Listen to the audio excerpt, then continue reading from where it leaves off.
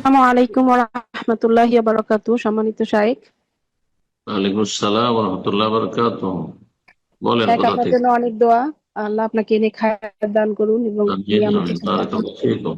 আল্লাহ ভালো শাইখ, করুন। আমি কোথা নিউ থেকে ইয়র্ক বলছেন? থেকে বলতেছি। আচ্ছা আচ্ছা, বলেন। শাইখ, আমাদের এখানে অনেক মুসলিম মহিলারা আপনার স্কুলে লাঞ্চে কাজ করে। তো লাঞ্চের মানে বানানো এইসব হেল্পে, এবং এখানে পর্দার সাথেও কাজ করার সুযোগ আছে, প্লাস নামাজেরও সুযোগ দেয়। কিন্তু এখানে যেটা প্রবলেম, অনেক সময় খাবার যেগুলো সার্ভ করা হয় সেগুলো সবসময় হালাল হয় না। তো এক্ষেত্রে অনেকে বলে যে এই ইনকাম হালাল হবে না। তো এটা কতটুকু হাদিস কোরআন দ্বারা একটু যদি বলতেন।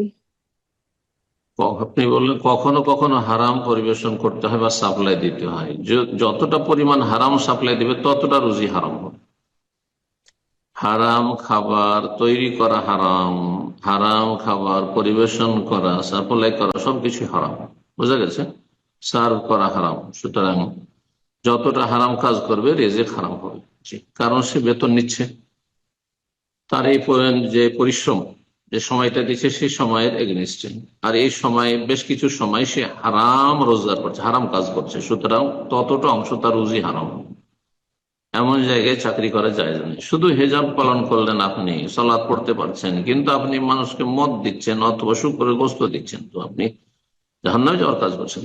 এরকম যা চাকরি করা যায় না বলছে। কোন মুসলিমের জন্য এরকম কাফেরদের রেস্টুরেন্টে যেখানে হারাম পরিবেশন করা হয় চাকরি করা যায় না, মোটেই হারাম। অবশ্যই ছাড়তে হবে। বারাকাল্লাহ ফিক। আল্লাহ হালালে বরকত দান করে, সবসময় হালালে দোয়া করবেন। জি, হারাম থেকে বেঁচে থাকা তৌফিক দান করুন।